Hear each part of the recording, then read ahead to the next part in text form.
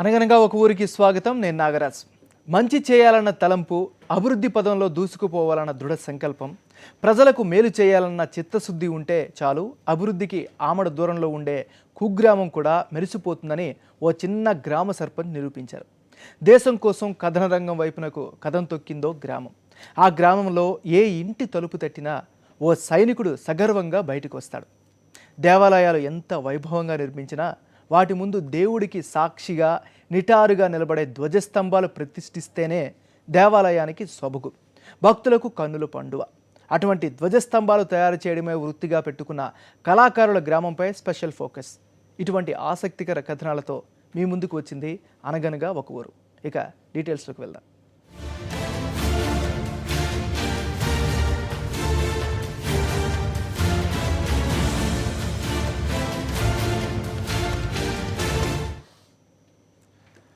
మనసుంటే మార్గం ఉంటుంది. పట్టుదల, చిత్తశుద్ధి ఉంటే ఎంతటి లక్ష్యాన్నైనా అవలీలగా అధిగమించవచ్చని ఆ గ్రామ సర్పంచ్ నిరూపించి చూపారు. ఒకప్పుడు అన్ని విధాలా వెనుకబడిన తన గ్రామాన్ని ఆయన అన్ని విధాల అభివృద్ధి చేసి చూపించి దేశంలోనే కాదు విదేశాల నుంచి కూడా ప్రశంసలు పొందుతున్నారు. టెక్నాలజీని సమర్థవంతంగా వాడుకుంటూ ఏ శాఖల నుంచి ఎన్ని ప్రభుత్వ నిధులు వస్తాయో అన్నింటినీ సంపాదిస్తున్నారు. గుజరాత్ రాష్ట్రం సబర్కాంత జిల్లాలో ఉంది ఈ చూడచక్కటి ముచ్చటైన గ్రామం. దీని పేరు ఫున్సారి. గుజరాత్ రాజధాని గాంధీనగర్కు 80 కిలోమీటర్ల దూరంలో ఉంది. ఆధునిక సాంకేతిక విజ్ఞానాన్ని ఉపయోగించుకుంటూ అభివృద్ధి సాధిస్తున్న గ్రామంగా, విద్యకు ప్రాధాన్యమిస్తున్న పల్లెగా ఇది పేరు ప్రఖ్యాతులు సంపాదించుకుంది.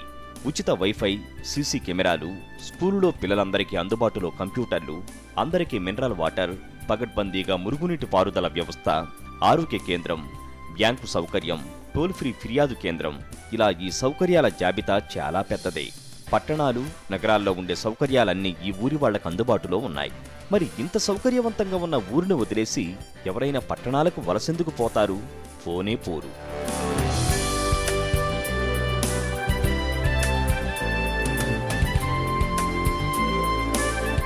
రాష్ట్ర, కేంద్ర ప్రభుత్వాల నుంచి ఈ ఊరికి పొగడ్తలే పొగడ్తలు. ఈ ఊరిని చూడ్డానికి వచ్చిన వాళ్ళు ఇంత శుభ్రంగా, ఇంత ప్రశాంతంగా, ఇంత ఆధునికంగా ఉన్న ఊరిని చూసి ఆశ్చర్యంతో నోరేళ్లబెట్టి ఫున్సారీలో పుట్టనందుకు చింతిస్తున్నారు.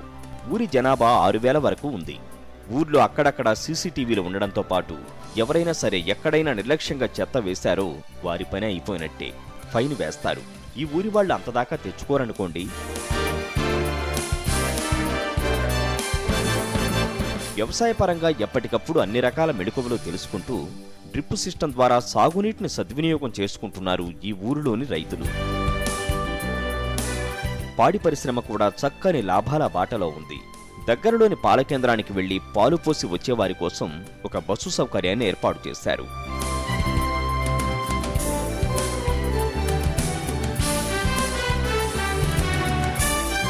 ఇక ఈ ఊర్లో వాళ్ళందరికీ ఏదైనా చెప్పాలనుకుంటే పంచాయతీ ప్రెసిడెంటు మైక్ సిస్టమ్ను ఉపయోగిస్తారు. దీని ద్వారా ఎప్పటికప్పుడు ఏ నిర్ణయాలు తీసుకున్నది, నిధుల వివరాలు, కార్యక్రమాల ముచ్చట్లు, మంచి మాటలు, భజనలు ఊరివారికి వినిపిస్తూనే ఉంటారు. ఎవరు ఎక్కడ ఉన్నా వారి వారి పనులు చేసుకుంటూనే ఊరి గురించి అప్డేట్ అయిపోతుంటారు. ఇక విద్యార్థుల విషయం తీసుకుంటే ఈ ఊర్లో పిల్లలు చదువుకోవడానికి యమ ఉత్సాహం చూపుతుంటారు. బడికి వెళ్ళం, హోంవర్క్ చేయం, పరీక్షలు రాయలేం లాంటి మాటలు మాట్లాడరు. కారణం అంత పగడ్బందీగా ఇక్కడ చదువులు కొనసాగుతున్నాయి. ఎడ్యుకేషన్ ఈజ్ ఫన్, అంటే ఆడుతూ పాడుతూ నేర్చుకోవడమే ఇక్కడి విధానం. దాంతో విద్యార్థుల సంఖ్య ఎక్కువ అవడమే తప్ప ఏనాడు ఏ విద్యార్థి బడిని వదిలేయడం అనేది లేనే లేదు.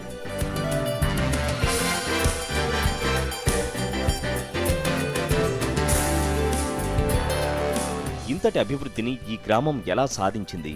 దీని వెనుక ఉన్న మూలస్తంభం ఎవరు? ఇంకెవరు? ఈ గ్రామ సర్పంచ్ హిమాంశు పటేల్కే ఈ ఘనత దక్కుతుంది. ఉత్తర గుజరాత్ విశ్వవిద్యాలయంలో పట్టభద్రుడైన ఈయన ఎప్పుడైతే గ్రామ సర్పంచ్ అయ్యారో అప్పట్నుంచి ఈ ఊరి దశ దిశ ఓ రేంజ్లో ఎదిగిపోయాయి. పాలనా పగ్గాలు చేపట్టినప్పటి నుంచి కేవలం 8 సంవత్సరాల్లో ఒక్కటొక్కటిగా అన్ని రకాల ఆధునిక సౌకర్యాలను కల్పించారు. నిధుల గురించి ఏమాత్రం బెంగపెట్టుకోలేదు.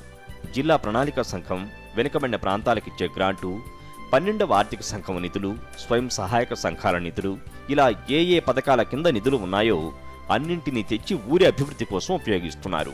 హిమాంశు పటేల్ నిరంతరం అభివృద్ధి కోసం తపన పడే సర్పంచ్. ఆయన సాధించిన సౌకర్యాలతో సంతృప్తి చెందే రకం కాదు. తన ఊరి కోసం ఇంకా ఏం చెయ్యాలా అని ఆలోచిస్తుంటారు. ప్లాస్టిక్ వ్యర్థాల నుంచి విద్యుత్తు తయారు చేసే ప్లాంటు, చెత్త కోసం ఎలక్ట్రానిక్ రిక్షాల ఏర్పాటు పనిపై ఆయన ప్రస్తుతం బిజీగా ఉన్నారు.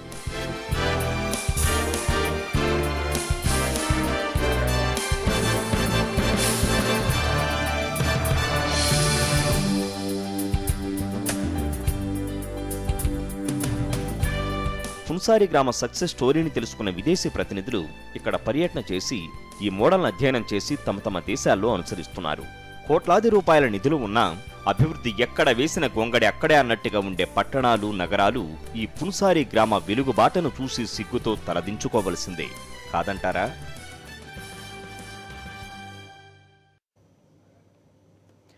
ఈ దేశం మాకేమిచ్చిందని కాదు, దేశానికి మనమేమిచ్చామో ఆలోచించాలన్నాడు మహానుభావుడు. పాలమూరు జిల్లాలోని ఓ గ్రామం అలాగే ఆలోచించి ఉంటుంది. అందుకే ఆ గ్రామం కథన రంగానికి కథం తొక్కే దేశ రక్షణకు అంకితమైంది.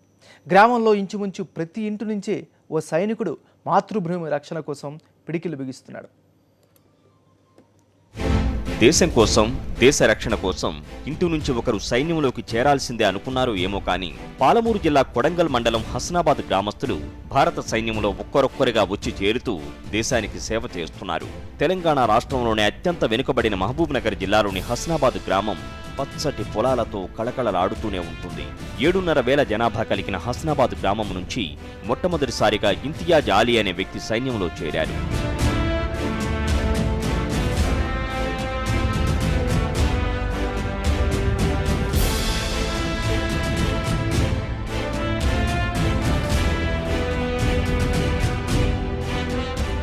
మూడు దశాబ్దాల పాటు సైన్యంలో కొనసాగిన ఇంతియాజ్ అలీని స్ఫూర్తిగా తీసుకున్న తర్వాతి తరం గ్రామస్తులు కథన రంగం వైపు కన్నేశారు. దేశ రక్షణ కోసం ఆయుధం పట్టడాన్ని ఓ అదృష్టంగా, గర్వంగా భావించారు. 1972లో బంగ్లాదేశ్ను విముక్తి చేయగలగడం తన సైనిక జీవితంలోనే మరిచిపోలేని రోజని ఇంతియాజ్ అలీ సగర్వంగా చెబుతున్నారు. సుబేదార్ మేజర్ ఆర్డినరీ కెప్టెన్గా రిటైర్డ్ అయ్యాను. వేరియస్ ప్లేస్లో మొత్తం త్రూ అవుట్ ఇండియాలో పనిచేశాను.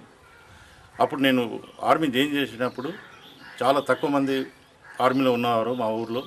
ఇప్పుడు ప్రస్తుతానికి మేము 100 మంది ఉన్నాము. చాలా మంచిగా ఫీల్ అవుతున్నాను. ఒకటి రెండు నిజాయితీ సర్వీస్ అంటే ఆర్మీ, ఇంకోటి దేశభక్తి అంటే ఆర్మీ. బంగ్లాదేశ్కు ఫ్రీడమ్ ఇప్పించేదలుచుకున్నారు, ఫ్రీడమ్ ఇప్పించాము. మాకు చాలా సంతోషం ఉంది. నా జీవితంలో అది ముఖ్యమైన విషయము. అదే మాదిరిగా భారతదేశాన్ని తుక్కుడులుగా చేయడానికి, ఖాళిస్తాన్ చేయడానికి కొందరు ఉగ్రవాదులు ప్లానింగ్ చేశారు, కానీ దాన్ని సక్సెస్ కానివ్వలేదు.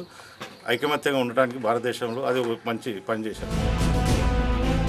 మొదట్లో ఆర్మీలోకి రావడానికి ఎక్కువ మంది ఆసక్తి కనబరచకపోయినా కాలక్రమంలో దేశం కోసం ఆర్మీలోకి రావాలని ఎక్కువ మంది ముందుకొచ్చారని ఇంతియాజ్ అంటున్నారు. మేము 20 ఇయర్స్ చేసేసి వచ్చేసాం సార్. పోవడానికి చాలా మంది ట్రై చేస్తున్నారు. ప్రతి ఇంటికి ఒకరు ఉద్యోగస్తులు ఉన్నారు. ఇప్పుడు హస్నాబాద్లో ఆర్మీలో పోవడానికి ఈవెన్ మా ఇంట్లోనే కూడా మేము 3 అన్నదమ్ములము.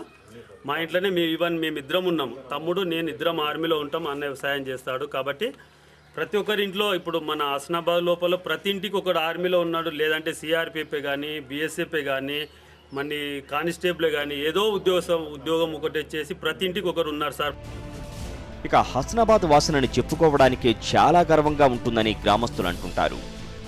నాకు ఈ గ్రామంలో జన్మించినందుకు చాలా గర్వంగా ఉంది.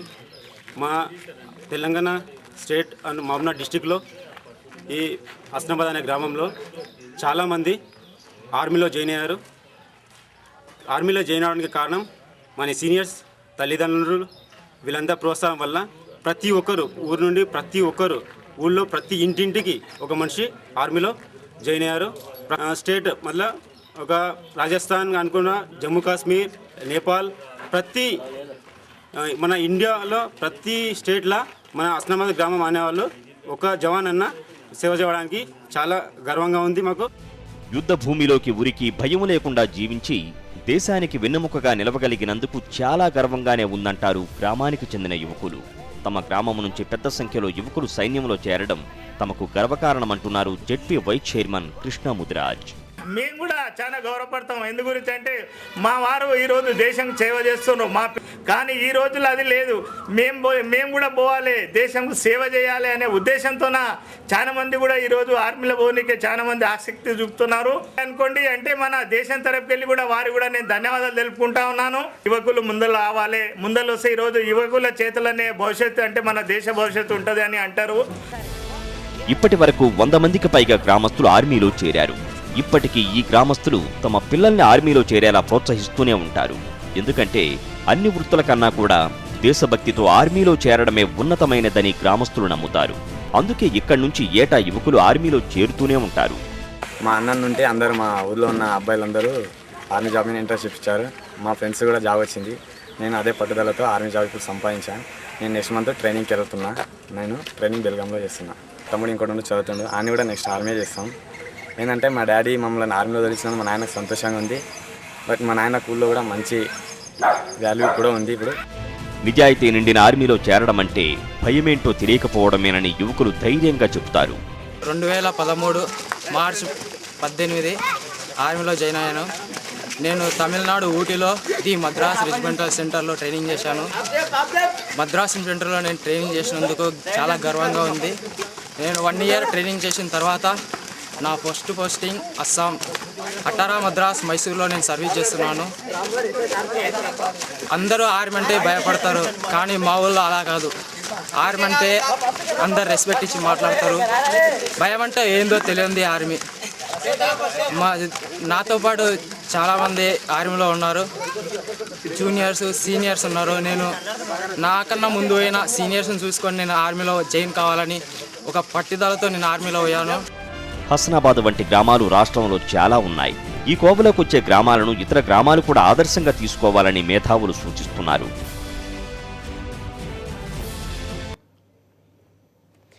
ఏ దేవాలయానికి వెళ్ళినా ధ్వజస్తంభాన్ని తాకి మనసారా భగవంతుని స్మరించుకుంటారు. దేవాలయం ఏదైనా ధ్వజస్తంభాలు మాత్రం ఓ గ్రామంలో తయారవుతూ ఉంటాయి. కేవలం ధ్వజస్తంభాలను చెక్కడంతోనే జీవనాధారం పొందుతున్న ఓ ఊరి కథ ఇది. దేవుడే తమ చేత ధ్వజస్తంభాలు చెక్కిస్తున్నాడని అక్కడి శిల్పుల నమ్మకం. తెలంగాణ రాష్ట్రంలోని పలు దేవాలయాల ముందు దేవుడు సాక్షిగా నిటారుగా నిలబడ్డ ధ్వజస్తంభాలు తయారయ్యేది మాత్రం మెదక్ జిల్లాలోని రాంపూర్లోనే. వేములవాడ రాజన్న అయినా, కొండగట్టు అంజన్న గుడి అయినా, ఏడుపాయల జాతరకెళ్లినా అక్కడి దేవాలయాల్లో మీరు తాకి తరించిపోయే ధ్వజస్తంభాల పుట్టిన ఊరు రాంపూర్.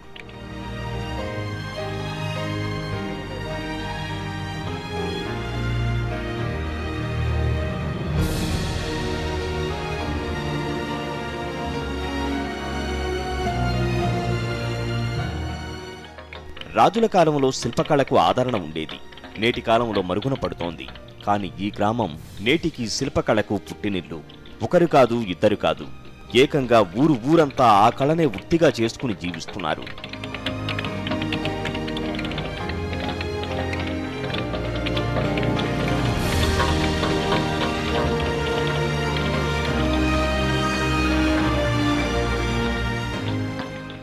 మెదక్ జిల్లా ఆందోళన మండలం రాంపూర్ గ్రామం ఇది. ఇది ధ్వజస్తంభాల పుట్టినూరు. యాదగిరిగుట్ట లక్ష్మీ నరసింహస్వామి దేవాలయమైనా, చిలుకూరు బాలాజీ దేవాలయమైనా ఆ మందిరాల ముందు ఉండే ధ్వజస్తంభాలు మాత్రం ఈ గ్రామ శిల్పుల చేతుల మీదుగా పురుడుపోచుకున్నవే.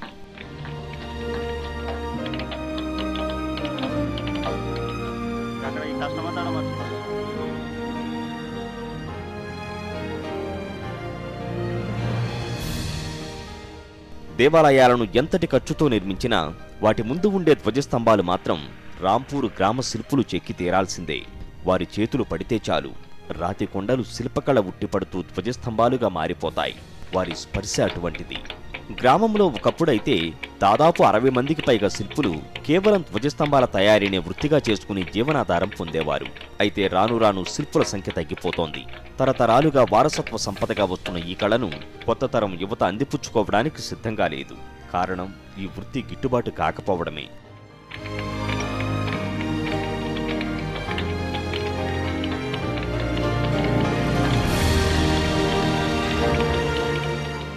₹400 సార్ ఒక్కొక్క మనిషికి మాకు పొద్దున్నాక. ఆ 400 అయినా కానీ ఇప్పుడు మాకు కూడా అలా కూడా పట్టు ఇది ఏదైతే లేదు కదా, ఎందుకంటే హార్డ్ వర్క్ కదా, ఇదైతే లేదు. మర్ర ఎక్కువ పైలు అడితేనేమో వీళ్ళు తంబాలలో యూజ్ చేస్తలేరు. అందుకే మాకు వేరే వాళ్ళేం రారు. ఇప్పుడు నేర్చులు ఎంతమంది మేము ఉన్నాం, ఒక ఇంచుమించు అంటే ఒక 10 మంది ఉన్నాం. ఈ 10 మంది తప్పితే మా ఊళ్ళో లేరు అనుకో. ఇక మా రాంపురం అంటే మునుపు మస్తూరి 60-70 మంది ఉన్నారు. ఇక అడ్డమైన వేరే పని చేస్తున్నారని పనికి వస్తలేరు. ఏం లాభం అయితే ఏం లేదు సార్ ఇప్పుడు వరకు అయితే మాకు. గ్రామానికి సమీపంలోని కొండలు తొలచి భారీ బండరాళ్లను ఆవిష్కరించి ఆ బండరాళ్లకు ధ్వజస్తంభాల రూపు కల్పించడానికి కళాకారులు 3 నెలల పాటు అహోరాత్రులు శ్రమించాల్సిందే. ధ్వజస్తంభాలే కాదు, దేవతామూర్తుల విగ్రహాలు కూడా ఈ బండరాళ్ల నుంచే వస్తాయి. ఇక్కడి శిల్పులు చెక్కే స్తంభాలకు మన రాష్ట్రంలోనే కాదు, పొరుగునే ఉన్న కర్ణాటక, మహారాష్ట్ర నుండి కూడా ఆర్డర్లు వస్తూ ఉంటాయి. ఒక్కో దేవుని గుడికి ఒక్కో రకమైన ధ్వజస్తంభాన్ని రూపొందించాల్సి ఉంటుంది. చూసే మనకు అన్నీ ఒకే రకంగా కనబడినా శిల్పాలు చెక్కే వాటిలో ఎన్నో రకాలు ఉంటాయంటారు శిల్పులు. బండరాయిని తొలచనిది లగాయితూ ధ్వజస్తంభాన్ని ప్రతిష్ఠించే వరకు ఆ శిల్పులు మడికట్టుకుని ఎంతో నిష్టగా ఉండాల్సి వస్తుంది. ఒక ధ్వజస్తంభం తయారీకి ఎంత లేదన్నా 3 నుండి 6 మాసాల సమయం పడుతుందని వారు చెబుతున్నారు. ఎండలు మండిస్తున్న శిల్పులు మాత్రం చెక్కుతూనే ఉండాలి. ఆలయ నిర్మాణం తర్వాత వేలాదిగా భక్తులు మొక్కుకునే ధ్వజస్తంభాలను చెక్కడం తమ పూర్వజన్మ సుకృతమంటారు ఇక్కడి శిల్పులు. అయితే ఈ వృత్తిలో ఆదాయం మాత్రం అంతంత మాత్రమే. కాకపోతే దీన్ని దైవకార్యంగా భావించే శిల్పులు వృత్తిలో కొనసాగుతూనే ఉన్నారు. తమ తాతలు తండ్రులు అందించిన ఈ వృత్తిని తాము వారసత్వంగా కొనసాగిస్తున్నామని, అయితే తమ పిల్లలు మాత్రం ఈ వృత్తి వైపు కన్నెత్తి కూడా చూడటం లేదని శిల్పులు అంటున్నారు. ఇప్పుడు మేము చూడండి, మా తాతలు చేసిర్రు, నాయనే చేసిర్రు, మేము చేస్తున్నాం. ఇక వీడికి మా పిల్లలు అయితే చేస్తలేరు. ఇంకా మా పిల్లలు కాదు సార్, వేరే పిల్లలు ఎవ్వరు కూడా దీని మీద ఇంట్రెస్ట్ చేసుకుంటలేరు. ఎందుకంటే హార్డ్ వర్క్. ఈ దేగమో చెట్టు కింద సార్, ఇంతకుముందు అయితే ఎండలు చేయాలి, అవతల ఎండలు చేయాలి కదా. ఇక అందుకే ఇప్పుడు ఇది కావాలంటే మిషన్లు కావాలి ఇటు తెచ్చుకోవడానికి. ఒక మిషన్ ఇటుకి చేయాలంటే 15,000 కావాలి దీనికి తీసుకురానికి మిషన్కి. అంత లాగోడి ఇది అది పెట్టుకు సరిపోతలేము కాబట్టి పిల్లలు కూడా విసుగు చెంది పనిచేస్తారు సార్. ఇది ఇక మేము నేర్చిన, మా తండ్రులు నేర్చిరు ఇంట్లోనే పని. మా తండ్రులు కాలం చేసిరు, మేము నేర్చుకున్నాము ఇంట్లోనే. నేర్స్తే మా పిల్లలు చెయ్యమంటే చాలా వార్డ్ వర్క్ అని చెప్పి మా పిల్లలు చేస్తలేరు. ఇది చాలా ఎండుగాలం వస్తుంది, యువకులకు చాలా నీళ్ళకి ఇబ్బంది, చాలా ఘోరమైనట్టుగా మాకు ఇది ఉన్నది. దీన్ని ఎవరు పట్టించుకుంటలేరు. ఇక మా వర్క్ అయితే వార్డ్ వర్క్. దీన్ని వార్డ్ వర్క్ను అక్కడికి వెళ్ళి ఇక్కడికి వెళ్ళి టంబాలు తీసుకురావాలి, దేవాలయంకు చేయాలి. మేము చేసి నిలబెట్టేంత సేపు బాధ్యత మాతాది. రోజుకు మనిషికి 400 చొప్పున కూలీ చెల్లించి పని చేయించుకుంటామని, 10 మంది కష్టపడితే ఒక ధ్వజస్తంభం రూపుదిద్దుకుంటుందని, ధ్వజస్తంభాన్ని తయారు చేయించడం కంటే వాటిని ఆలయాల వరకు తరలించడమే ఎంతో కష్టంతో కూడుకున్నదంటారు. ధ్వజస్తంభం చెక్కడం ఒక ఎత్తు, దాన్ని అనుకున్న దేవాలయానికి తరలించి అక్కడ ప్రతిష్ఠించడం మరో ఎత్తు. ఈలోగా ధ్వజస్తంభానికి ఏమన్నా అయితే పట్ట శ్రమంతా బూడిదలో పోసిన పన్నీరవుతుంది.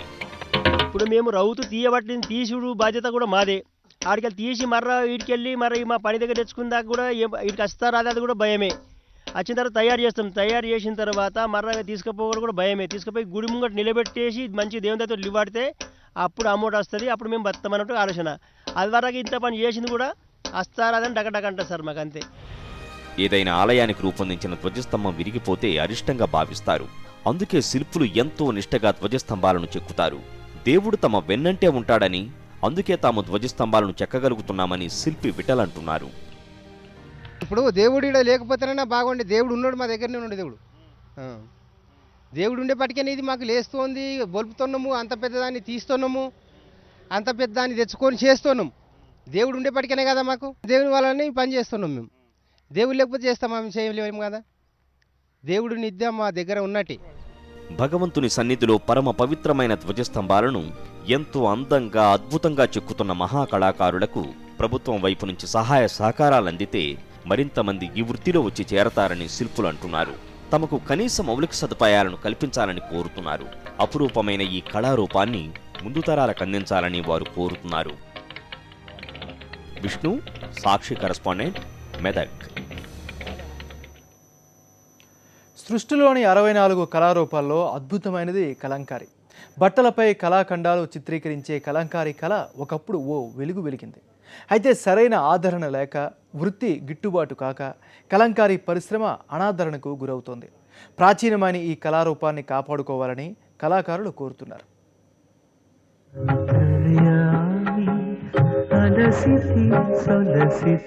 సంగీతకారులు దేవుని సంకీర్తనలు ఆలపించి జీవితాలు ధన్యమైపోతాయని సంతోషిస్తారు. వారి జీవితాలు దేవుడి నామస్మరణకి అంకితం చేసుకుంటారు.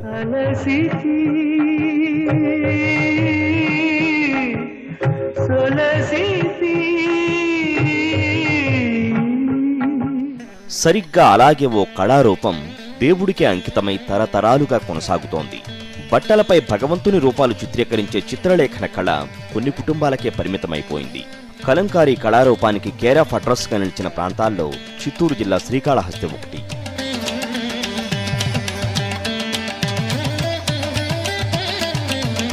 శ్రీకాళహస్తిలో కలంకారీ కళకు పెద్ద దిక్కుగా వెలిగిన జొన్నలగడ్డ లక్ష్మయ్య చెట్టి జీవితాంతం కలంకారీ కళకంకితమయ్యారు.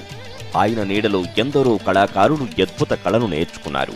ఆయన తరువాత ఆయన తనేడు జొన్నలగడ్డ గురవయ్య చెట్టి తండ్రి వారసత్వాన్ని అందిపుచ్చుకుని మరింత భక్తి శ్రద్ధలతో పట్టుదలతో కలంకారీని విస్తృతం చేశారు.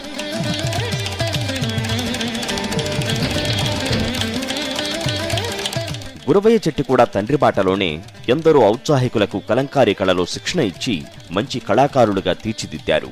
ఆయన చేసిన కృషికి గుర్తింపుగానే భారత ప్రభుత్వం గురవయ్య చెట్టిని పద్మశ్రీ బిరుదుతో సత్కరించింది.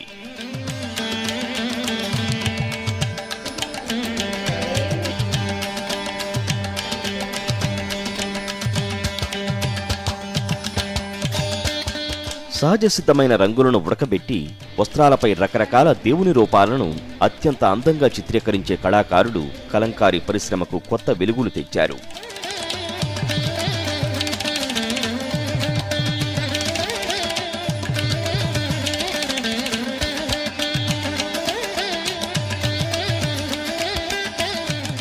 దేశవ్యాప్తంగా అంతరించిపోతున్న కళారూపాలను కాపాడుకునే క్రమంలో భాగంగా కలంకారీ కళ శ్రీకాళహస్తిలో స్థిరపడిందని, కలంకారీ కళలో ఎన్నో అద్భుతాలు సాధించి పద్మశ్రీ అవార్డు అందుకున్న జొన్నలగడ్డ గురవయ్య చెట్టి అంటున్నారు. కలంకారీ కళ అనేటటువంటిది చాలా పురాతనమైనటువంటిది. కానీ దీన్ని ఇక్కడ శ్రీకాళహస్తిలో ప్రారంభించేదానికి కారణం ఏమిటంటే అన్ని చోట్ల కళలన్నీ కూడా మరుగున పడిపోతూ వచ్చాయి.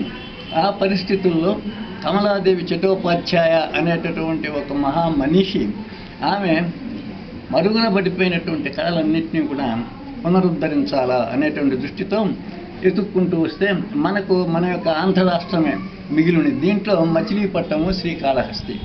అయితే మచిలీపట్నంలో దీన్ని చేసేవాళ్ళు లేరు, శ్రీకాళహస్తిలో ఉన్నారు. ఇక్కడ ఇద్దరు ఉన్నారు. దాంట్లో ఒక ఆయన మా తండ్రి గారు జొన్నలగడ్డ లక్ష్మయ్య, ఇంకొక ఆయన ఏమిటంటే ఆరని కాళప్ప. అంటే అప్పుడంతా కూడా మనకు ఈ కళలన్నీ కూడా ఒక వృత్తిపరంగా, ఒక శాఖాపరంగా కమ్యూనిటీ సిస్టమ్ ప్రకారం ఉండేది. దేవాలయాల్లో జరిగే ఉత్సవాలు, జాతరల సమయాల్లో అయినా కలంకారీ కళారూపాలను ప్రోత్సహించేలా కలంకారీ వస్త్రాలను కొనుగోలు చేస్తే కళ బతుకుతుందని గురవయ్య చెట్టి అంటున్నారు. ప్రోత్సాహం లేకపోతే ఈ కళ అంతరించిపోతుందేమోనని ఆయన ఆందోళన వ్యక్తం చేస్తున్నారు.